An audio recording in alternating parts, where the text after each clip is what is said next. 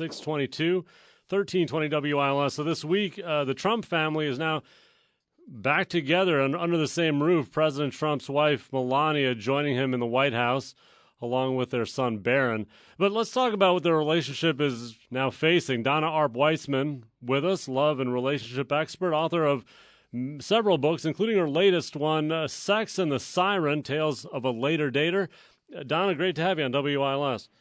Hi, Mike. How are you? Good. There's so many assumptions and thoughts on what the real relationship is between Melania and Donald. What do you think really is happening between the two of them?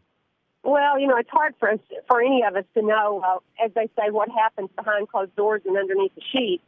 But, I would say theirs is certainly, from all the outside indicators, not a close relationship. A close meaning touchy-feely, physical relationship in public. And usually kind of what happens in public is what happens in private. Okay. It follows. So do you think, is this a happy marriage in your view? Well, it's hard for me to say if it's a happy marriage. They may be meeting each other's needs. And we all put different parameters and different spins on what we consider a happy marriage. Mm-hmm. Sometimes it may be that he has the money and she has the looks, and that makes them happy.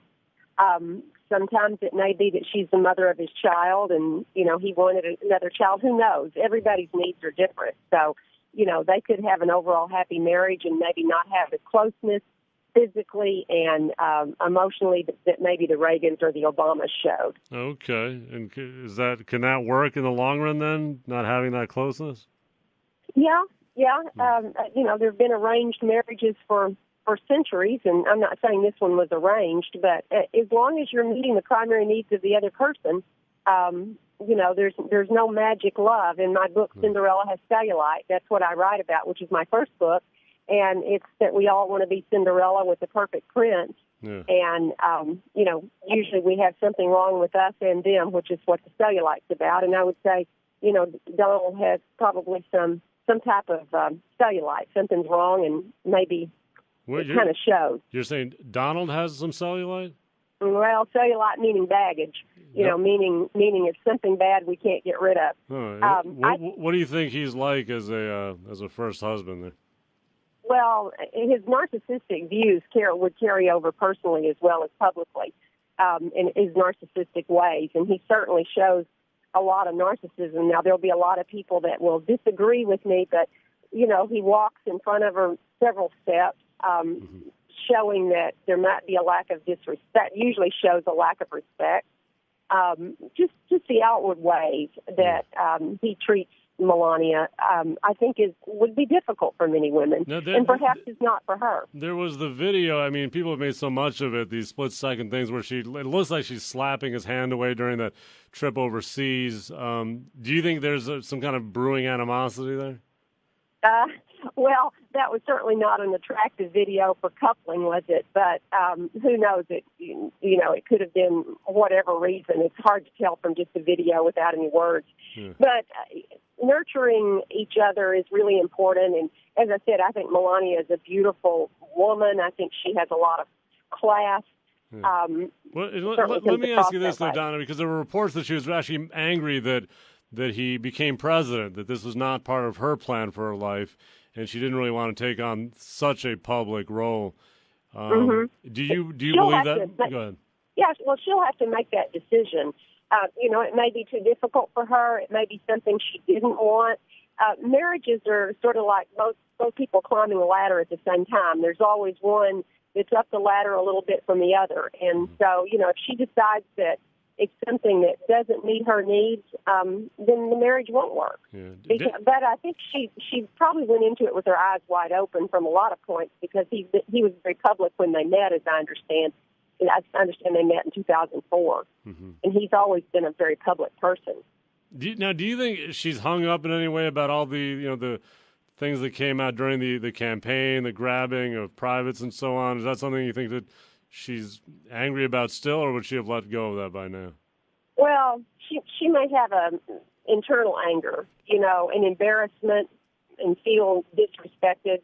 I'm not sure she knew about that. That might have caught her off guard.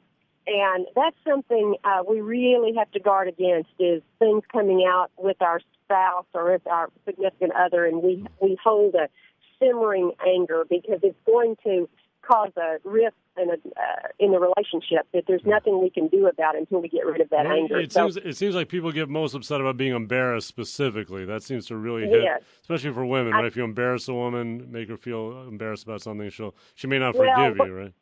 Yeah, look how beautiful she is, and for him to be acting like that, while they were either dating and or married, it's got to have caused some resentment and some embarrassment, and I think that might be hiding in there somewhere. The other part of the dynamic is that he's under this constant assault by the media, right? It's literally a daily drumbeat.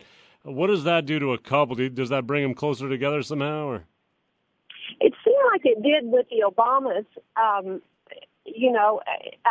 To me, it appeared from all outward signs that the Obamas grew closer during the White House, and the Reagans seemed to be always close. The Clintons, of course, had some major difficulties, and so I don't know about these two. I think with his personality, it would be very hard to draw closer. I'm not sure that he takes many people's advice, and I would think she'd like to be a close advisor. But, he's allowed his daughter to take on a very public advisor role, and not his wife at this point. Certainly the whole family's involved, too. And who knows their living or sleeping arrangements. Is that important, Donna, the sleeping together or not together? Is that a key issue? Or?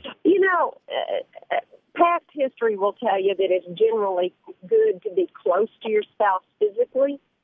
You become more of a unit.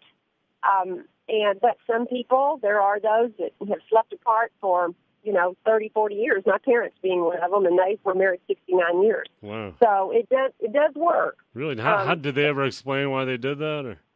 I guess my dad snored and my mother didn't sleep well. So, but they were married 69 years and seemed to be really happy when they both passed. So, it does work. Again, as I said, every couple's needs are different. Yeah. But generally, the more you touch the other person, it draws a certain closeness together, and perhaps being under the sheets, as I said, is a good way to do that, because sex is very important. It is, and who knows what's happening on that front with the Trumps, but I don't think we'll find out. Donna Arp Weitzman, her latest book is Sex and the Siren, Tales of a Later Dater. Find her at DonnaArpWeitzman.com. Donna Weitzman on WILS. Donna, great to have you here. Thank you very much. Always great to talk to you, Mike.